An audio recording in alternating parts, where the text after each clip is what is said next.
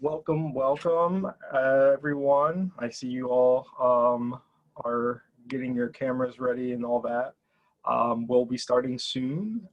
Please remember, as you should know by now, please put your name and group in the chat box so we can make sure that we know that you've been here.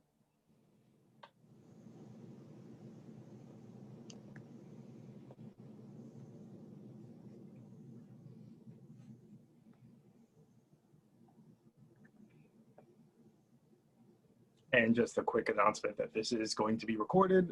It's recording now. Of course, we'll edit to make sure that it's focused on the material. If you have any questions throughout the presentation, please be sure to put your questions in the chat box and we'll get to them. And Louis, whenever you're ready, I'll do the land acknowledgement and we can begin.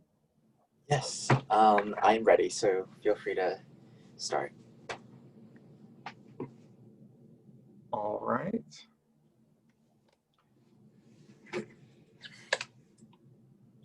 So we're starting out with a land acknowledgement to really draw attention to the fact that the land that Platt House sits on is not originally American land. So we as Platt House, the PAC Shop, and PAC-Exec want to begin with a voicing of gratitude to the past and present generations of Indigenous people for the opportunity to live our lives in this space. Although we're gathering on the internet, many of us are living and learning on the Napihoking land, and we currently call this space Philadelphia, but this land was stolen from the Lenni Lenape tribe, and they were the original stewards of this land. If you don't know the name and story of the people whose land you currently occupy, you can find that information and many other great resources at native-land.ca. And that link will be in the chat in the next couple minutes. And without further ado, I turn this over to Louis Lin, and he will talk to you all about connecting virtually. Yes, hello everyone. My name is Louis Lin. I use he, him, his pronouns, and I am currently a Master's of Public Health student, but I graduated from Penn in May, and still throughout that whole time at an undergrad and even now have been a part of the performing arts community. Was on front row board since freshman year, was the Theater Arts Council chair this past year, and I'm still on front row board now as membership chair, coordinator. So I am here as somebody who, yes, I have a lot of experience, but also knowing that all that experience has not been in the same environment that you all have been living in this coming year or this semester so far. So I am hoping that this will also be a point of brainstorming so we can work together in terms of how we can connect virtually, as the title may suggest. So, but given that, the few things, I would just go down the agenda so we know what we're going to be talking about. I'll have my slides pulled up on my end so that I can at least see them. But generally what's going to be happening is that we're going to talk about how using this as a space for us to share where our virtual connections have been coming from, but this is a share that could be about successes, but more importantly, any challenges that you may have had, so that we can be on the same page in that sense and they can shape how we can move forward.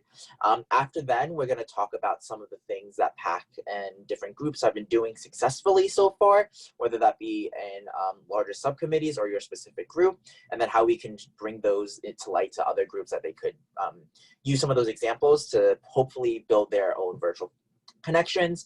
Then we're going to talk about some events that maybe you wanted to do or were supposed to happen this semester that you weren't able to do, and talk about how we can pivot those events, or how we could basically talk about what may have been a better in-person event, but how do we make it so that it is still as fruitful in a virtual environment. And finally, we'll talk about looking towards the future in the next few months at the end of this semester and seeing how we could prepare for our connections, whether that be your shows, which I know you talked about already, but more for group bonding and things like that, where maybe you've just got a new freshman in your group.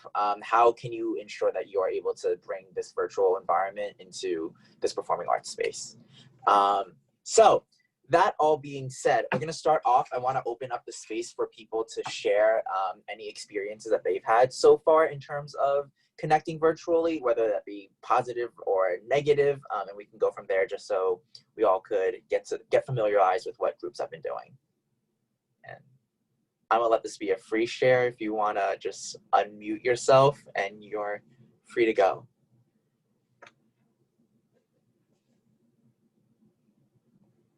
Yeah, I could start. So, hi Louis, it's good to see you again. So I'm with Stimulus Children's Theater Company, and some events that we've done in the past that have been successful. Doing Netflix party movie night, that's always a fun time. Doing game nights. I've done Jackbox games with a couple theater companies in Tacky, and that's a good time. And yeah, those are the things that come immediately to mind. Amazing. I know that I have definitely participated in some of those Jackbox games. We was like a Scribble kind of situation that was happening. Have there been any, I guess, challenges to moving to this virtual environment for y'all in Stimulus or in general? I think just trying to do things consistently. Like I feel like there's kind of it can be hard to schedule things. Of course, like that's just typical of like Penn, regardless of whether we're in person or not. But yeah, planning things and also getting things off the ground. Because like when we're all on campus, it's like, oh yeah, like we're grabbing dinner this Friday. If you can come. But like dealing initially like with time zones and dealing with oh, like can we actually even meet for meals? Like would we be excluding someone, or like sometimes doing things one-on-one's great. Like I met up with a friend of mine on Stimboard just yesterday to just grab lunch and brainstorm ideas together, and that's great. Like even just meeting with one member, it doesn't have to be your entire group. But yeah, scheduling can be a challenge. Amazing.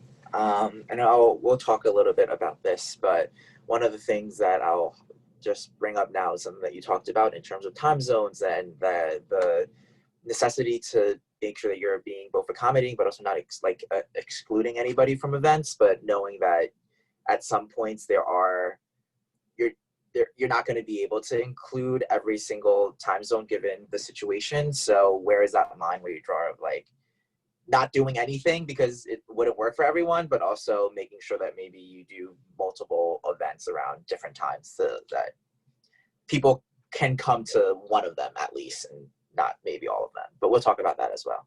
Any other people or groups that want to share before we move on?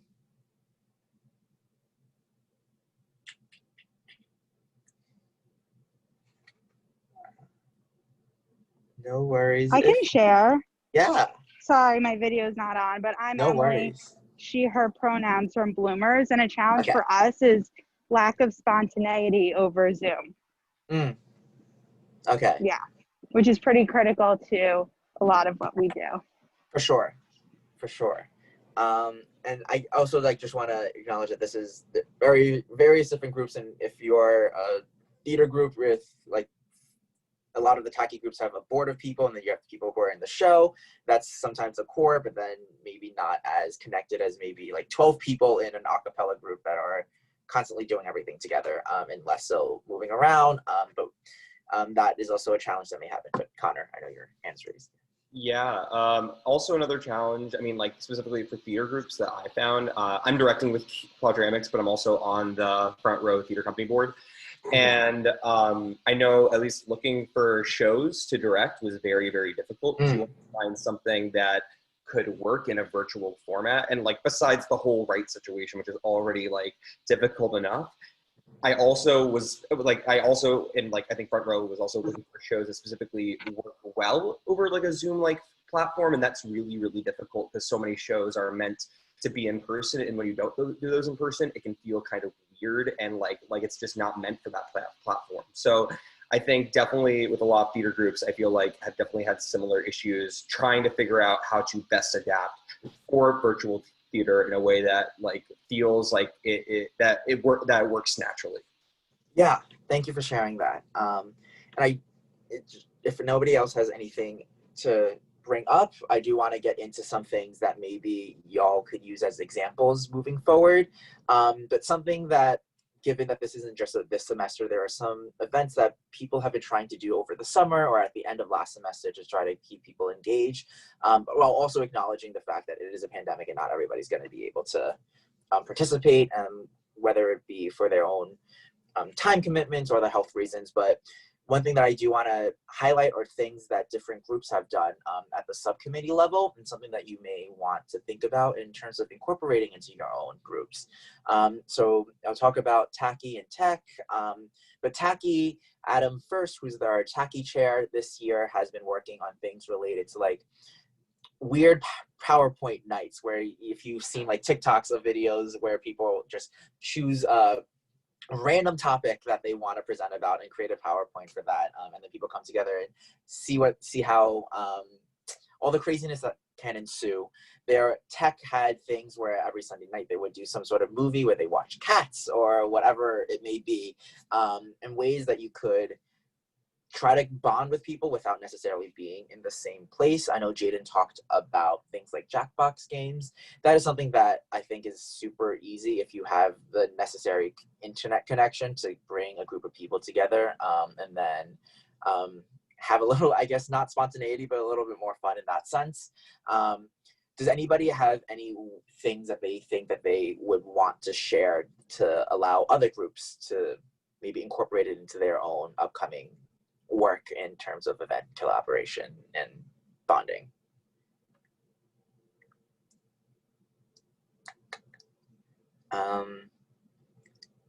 If not, I think one of the things that I do want to highlight, oh, Jaden, yes. Yeah, I could mention something. So one thing that I think works well, like in a pandemic year or not, is to try to do like themed events depending on like what your show is about. So like, for instance, and this also doesn't have to apply to your show because I understand not everyone like may have a theme for their show. Is STEM, we're doing like a mystery show, like where like something goes missing. So we actually created this whole like mystery narrative around people like on our board, and we like get to, it's almost like a game, like almost like a murder mystery, like we're playing like almost like a version of Clue that our social chair is devising. Of course, that's a lot of work, but that's just one other way. Like playing Mafia online is also a popular thing for STEM. So I think just allowing, if you have a social chair or if it's someone else, just like to run wild and just like brainstorm a bunch of ideas, and just see what sticks with the board, with the production staff, with the people in your group. Because I think a lot of surprising fun events could come out of it, as long as you just have the conversation. Even just having a forum where people can suggest social event ideas, or you just talk about it in your group chat, like whatever works. Like I think just having the conversation gives people the opportunity to share their ideas. Yeah, thank you for sharing that. I also want to highlight some of the things that have been said in the chat so far. So I know Megan brought up a trivia night, which is always fun if you whether breaking up into teams or playing it one-on-one. Virtual check-in forms that Jaden talked about, I think this is very important. One of the things that we may end up forgetting is that in our efforts to try to connect virtually and make sure that people are still feeling engaged, is that this may not be necessarily the best time for people, and having a means of having them maybe talk and without bringing it up to everybody and sharing what may be going on in their personal lives. But if the chair sends out virtual check-in forms to see if maybe somebody isn't in the best mindset or in the best headspace right now, that they have the ability to not necessarily need to attend all these events, and just let the chair know, and everybody else doesn't necessarily have to be, so they don't need to share with everybody. And the physical activities, I know one of the things that starting tomorrow, there are 80 days left of the year, and there's this new like 80-day fit kind of situation where every day you do 6 different things, which like you make your bed or you drink X amount of water, but one of those things is exercising for 30 minutes a day, or for 5 days a week, if that's something that you want to make into a group bonding event, or like sharing these things that are may seem as like a personal individual growth aspects, or activity, but you can make it into a yoga night for various people to come together in order to stay active in what may be a less so active world right now. But also, you don't need nobody's forcing anybody to get involved in these physical activity events either. One of the things that I do want to talk about is, as we look at some of the events that have there been events that maybe you would have wanted to do, or you would have done in a normal year on an annual basis, but then were not able to do so because of the virtual environment that we are in. And I would love to, if anybody has examples of that, we can talk about it. If not, we'll also talk about, I can bring up some examples. And then how in this environment can we pivot some of these events, whether it be transforming something that was in person into a virtual event, or creating a whole new virtual event from scratch that kind of is a placeholder for what would have happened. But if anybody wants to talk about those things or has examples. I know Jaden's talking about tacky and tacky-wide get-togethers. I know one of the things that I was extremely sad about last year was that we used to have our tacky formal that would happen like the week after we would have gotten back from spring break, and that was something that couldn't happen. And that's something that's carried over to things now. Ooh, that's a good one. And touches upon something that I want to talk about in a little bit, but Swingers does a troop-wide Thanksgiving dinner every single year that may or may not be able to, obviously not in the same format, but how do we pivot those events? But the reason I say that's because I know there are a lot of holidays coming up, whether it be Halloween or Thanksgiving. How do we, as we look forward, we'll end up on just talking about things that we could plan or ideas that we could do for your group, your subcommittee, your PAC in general, so that we could make something that maybe fits around a theme and that makes people a little bit more energized or to feel involved.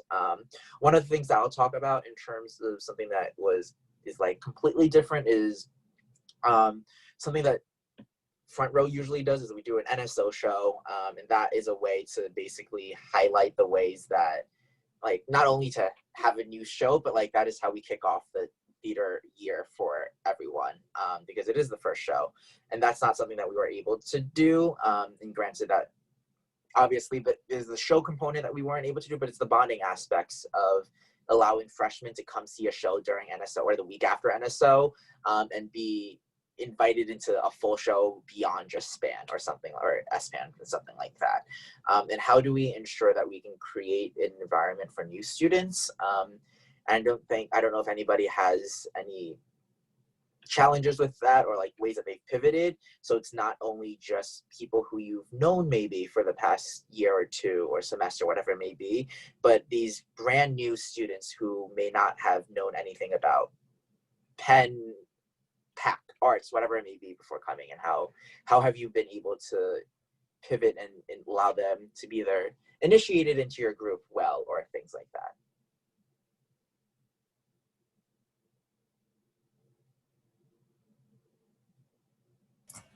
I can talk about the Penn Band.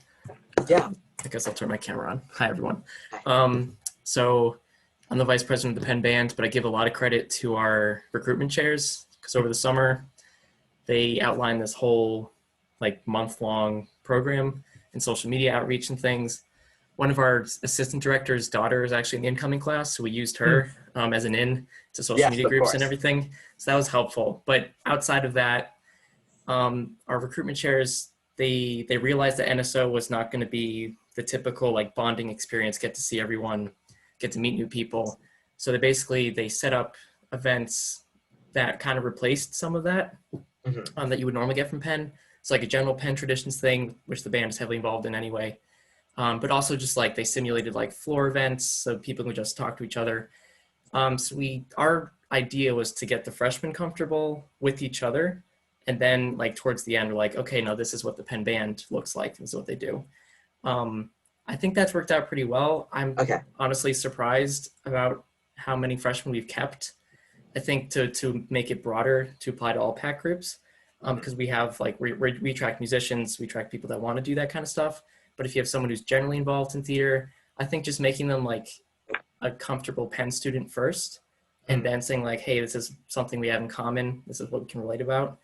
I think that's a good way to get them to stick around. I like that. Thank you for sharing.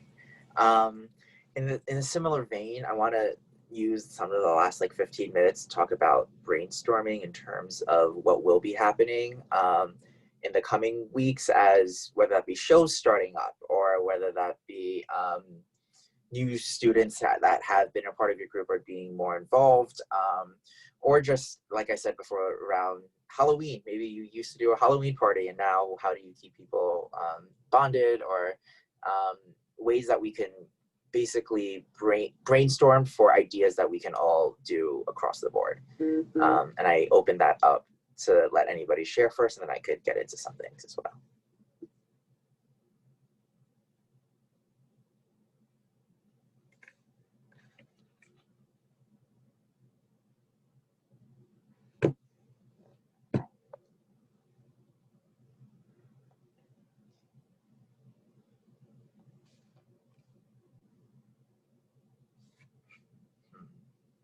I could throw some things out first. In terms of one of the things that I would like for us to think about is the ways that as shows start coming up and people are maybe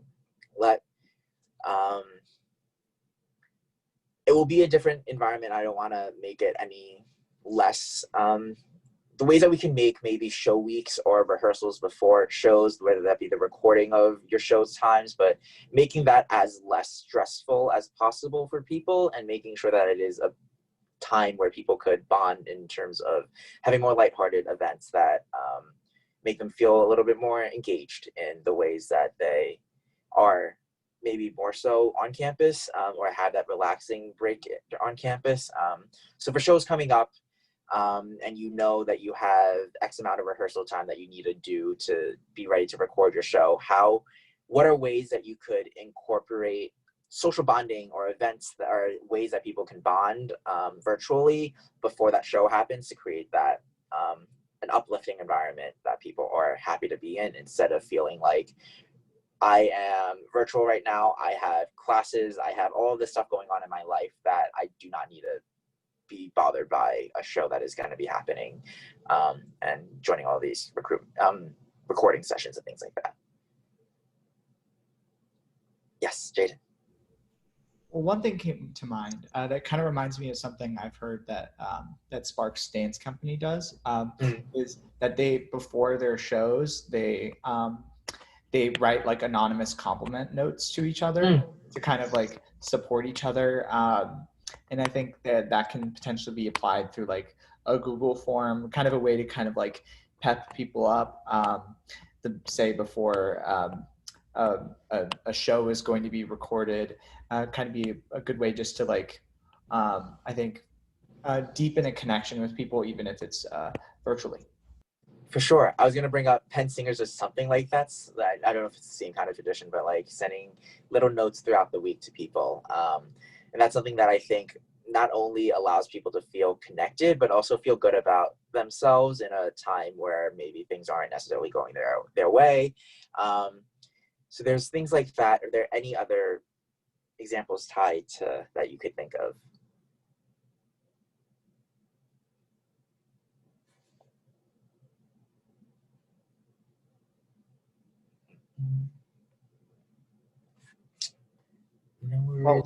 Oh, yes. Jaden? Oh, I think I heard someone else. Did someone else want to speak first? I don't think so. Oh, oof, Yeah. Okay. Well, like you could also just have like a watch party of a show. Like I remember for the Alternative Theater Festival, I think like some people in Tacky like went on to like play some games before the before the show was going to go live. So that could be another way to kind of like get people hyped about the show, is to like meet beforehand, or meet afterwards to celebrate, even though like we can't have like opening night parties. You could have like opening night like celebrations of some kind online. Yeah. That's another thing that comes to mind. Thank you for sharing. That's something that I think helped out for us in terms of ATF. I think something that's a model that could be used by other groups as we move forward. One of the things that I want to talk about is how do we, given that there are students who have been through this process already, like your upperclassmen maybe, but what about the students who this is their first experience in PAC, and how do we help them stay sustainably connected in virtual environment, whatever next semester may be, whether it be in person or not, but like, how do we ensure that they want to stay engaged in your group or in your subcommittee in PAC in general? How do we do that in a sense where they don't feel like, oh, this environment was not necessarily what I thought it would be like, but maybe that's due to the virtualness of it. And secondly, in a related sense, for people who are coming in, how do we ease them into what may end up being a little bit more demanding of a rehearsal schedule when they are in person, and how do we ensure that we can build those bonds and friendships and relationships now in this semester, so that when they do come back to campus next semester or continue doing virtual, whatever it may be, that they still feel like they are a part of a group, and this becomes like a 4-year commitment for them, as opposed to my virtual time with X group was not the best, but you know what, I'm going to call it there and not be involved in PAC anymore. Hi, sorry, can I say something? Yeah. I feel like, while to a certain extent it is not productive to, like, I don't know, quote unquote dwell on like what would be, I think that we should sort of uphold what it would be like in person and explain that to people, because I feel like there are certain things that are just going to be lost in translation, and then whenever we do get back in person, I'm sure it won't be the same as before. And I don't know, I just find that even virtually, like, trying to emulate things just through Zoom, things get lost. And I find myself, like, even as a returning member, because I'm not acting, I'm like a board member, I'm like, there's so many things that I don't feel in touch with, like, what are the actors doing, what's going on everywhere else. And I'm like, it's hard because you're not going to be like in person just exchanging things very casually, and everything is very intentional. And if you don't know each other well, you don't feel like you can, you know, have like a one-on-one FaceTime with someone you've never met. I don't know, that's hard. But like, I don't know, I feel like while it's kind of sad and not productive to perpetuate this is what it would be like, we also should, because that's kind of the pull for people who used to do it. Sure. And maybe people who are new will want to feel like this is what I'm waiting for when it's in person. Yeah, and I think that's kind of the fine line that I have been thinking about, at least for front row, but like in general, it's the line between trying to create this environment where people feel like they could be like, this is what I'm looking forward to, but also not burdening people beyond that than what they need to be thinking about right now. And I think it's going to be different for every single group, but I do want to make sure that people, as you go about it, that you keep that in mind, where yes, it is something that you want people to feel engaged in, but also not doing too much, but also not doing anything. And yeah, I don't think there's a right answer. And I think we're all trying to figure this out, which is why I want us to talk about it. But the ways that we do it, just be conscious about the well-being of everybody in your group, while also maybe trying to do as much of a emulation of what you would do on campus. It's not a perfect answer or discussion point, but I think it just goes to the difficulties, but also, yeah, I just want to highlight the need to ensure that you are a little conscious, or people are conscious about those things when you plan events, or yeah.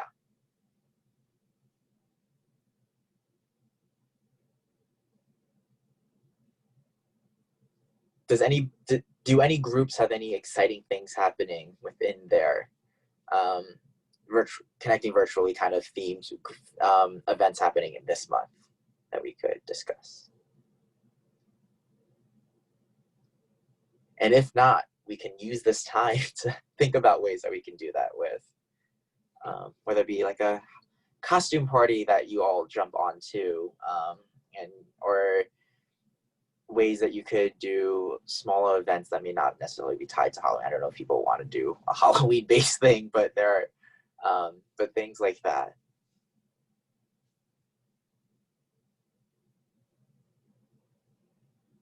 Oh, I like that. Okay, Swingers is doing Guess Who's Coming to Dinner, but dropping dinner off at each other's doors.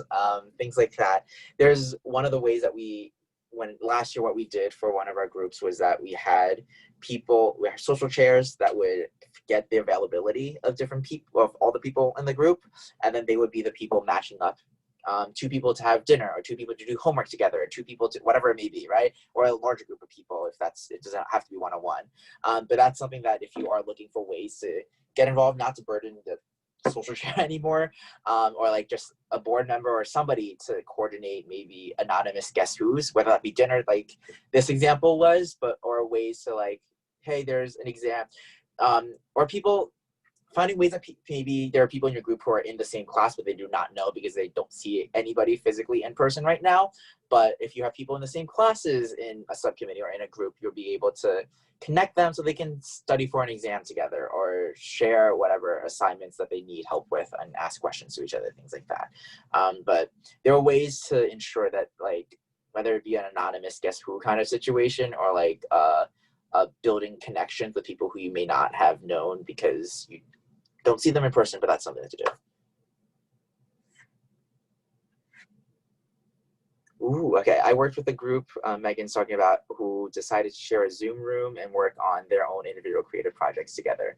There was another one that this makes me think of. It's whether that be a way to like inspire other people and be in a creative space and working together in this sense, or if you need just like a mental break from all the creative stuff that you're doing, giving that kind of way. So I know this past summer when I was working, it was a 9-to-5 job, but then the ways that we would be able to bond is that our group would do like a 5 to 6 like happy hour, but not actually a happy hour, but like 5 to 6 is our time to decompress from our work, whether that be to rant about what happened at like virtually at work and things that we didn't understand, or to completely not talk about it and use a space as a time for us to just sit and like talk about your pets or the food that you're going to make for dinner at 6 or whatever it may be.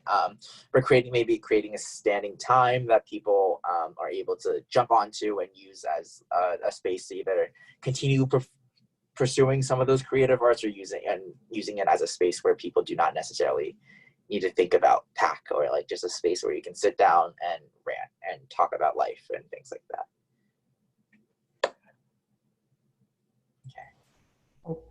Oh, sorry. You go ahead. Okay. I think another thing that I find helpful, like at the start of like rehearsals, is just, and at the start of board meetings too, is to just do check-ins, like where people can just talk about like, and it could be like an icebreaker question, or it could just be like as simple as like just like a how are you? Like I find that to just be great. Like how are you? How was this past week for you? What are you looking forward to? Questions like that seem to be a great way to kind of set an intention at the start of the meeting, just to see how everyone's feeling. And that may lead to some connections between people who may not have connected otherwise. Yeah. A good point was brought up about how if there's less structure, it may not necessarily be the most fruitful kind of situation. So having some sort of game or movie or whatnot maybe helps people helps people do something when there is less structure. So I think that could be different for everybody, but that is something to keep in mind. So yeah, somebody else was gonna say something. I don't know if that was you just typed it out, but yeah. Hi. So I don't know exactly how I'm gonna like conduct this in my social chair way throughout like the rest of the semester. But basically at the end of last semester, I just sort of like put out a call to alumni or like current group members who felt like they had the like emotional energy to interact a lot, and created like a text group chat of them where like at any point, any of us will just be talking or being like, let's play a game right now, and then like reach out into like the larger group for other things. But like there are some people who are just like, I cannot be contacted every single day with all this kind of information. But there are some people who are like, oh, I want to like have like a constant flow of conversation, or I want someone to just like send me a link to a Twitter post or something. I don't really know how it's going to work, because it feels weird, because it's like you want everyone to have access to every single resource to hang out, but it's like not everyone wants those notifications. So it feels weird to have like separate group chats, but that's like sort of worked like throughout the summer. Yeah. Yeah. This is something we tried to do, is like we have a Slack and then another group me. And the Slack is where we do more official like business that is related to the theater and things like that. And then a group me is like if you have a meme that you want to share, or you have a joke that you wanted to share or whatnot. But allowing that kind of, even though there isn't necessarily, like we're in a space where we're doing work in the same place that we may watch TV and do all these other fun activities. And now that those lines are being blurred, creating ways that you could, not to add another group chat to people's list, but like a way to separate the work from the play, and things like that. And that is something like, obviously, like as Cass said, some people don't want to get all the notifications all the time. So this may be a means of like separating it out a little so that it doesn't necessarily cross those boundaries.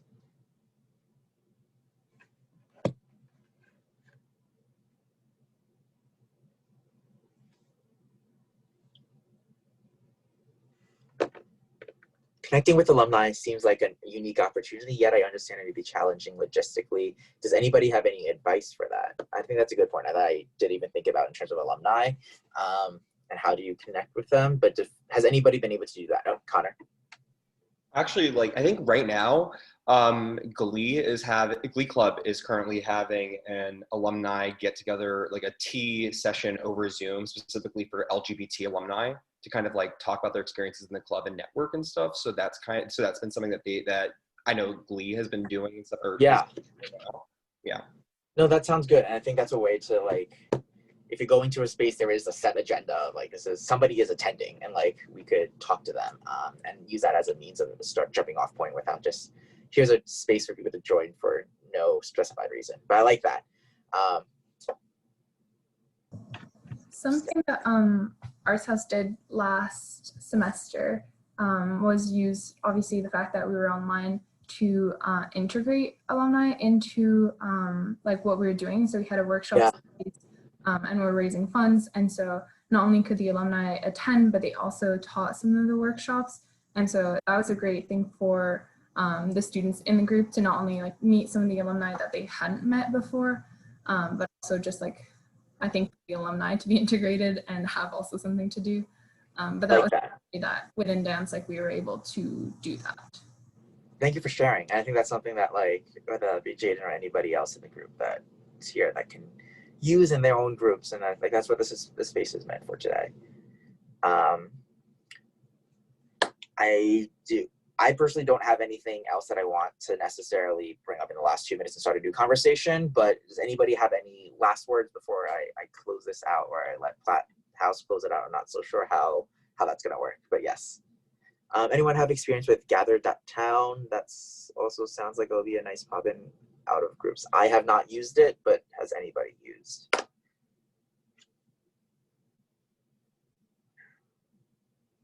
I know one of the things that people have used is House Party as an app, but I don't know if that's necessarily the same kind of environment that Gather.town is trying to do. Play Club Penguin with each other. You know, you make your own account. You go on. You could go mining for some, but go into the disco for I don't know. But there are other ways. I don't know if anybody's used Gather.town before. Okay, I would just say that thank you for coming. I do want to just acknowledge the ways that y'all have been doing a lot of work already, trying to pivot the ways that you've already been changing into this virtual format. So I do want to give everybody props for that, but I also know that it has been a challenging time, and that allow yourselves to have that break from the performing arts at some points and just allowing like you to decompress, but also knowing that yes, you don't want the performing arts to die. Obviously, that's why you're in PAC and you're in your groups. So give yourself permission to not necessarily always be on, and be able to decompress in that sense. But yeah, that's where I'm gonna end it. If anybody has last closing thoughts, if not, I'll turn it over to Platt House. Thank you so much, Louis.